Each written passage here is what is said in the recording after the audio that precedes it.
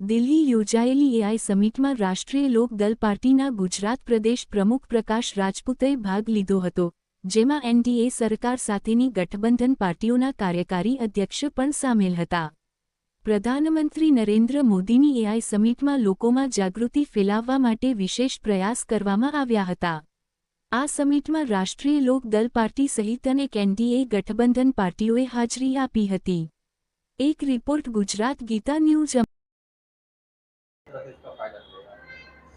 जिस तरह से आपने देखा हमारे आदरणीय प्रधानमंत्री जी नरेंद्र मोदी जी ने और साथ में हमारे केंद्रीय मंत्री जयंत चौधरी जी साथ में लेके एआई समिति का जिस तरह का आयोजन नई दिल्ली में किया गया वो बहुत ही सराहनीय है।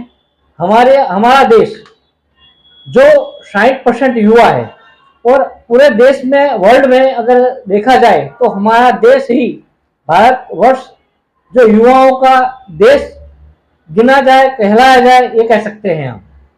और जिस तरह से एआई समिति की वहाँ पर जिस तरह से गठन किया गया और हमारे युवाओं की आकांक्षा महत्वाकांक्षा और उनकी जो काम करने की शैली है वो उनको आगे लाने के लिए एआई समिति के प्रोग्राम का आयोजन किया गया।